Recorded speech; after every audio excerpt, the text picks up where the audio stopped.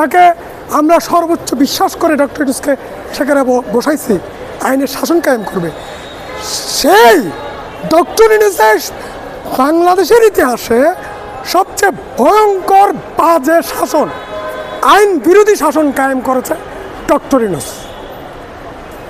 তাই না? এখানে মানুষকে দেখেন কবর থেকে তুলে নিয়ে মানুষকে পুড়ে ফেলা হয়। কোনো একটা মানুষ অবরোধ করতেই পারে, তাকে গাছে টানিয়ে পুড়িয়ে জ্বালিয়ে পুড়িয়ে মেরে ফেলা হয়।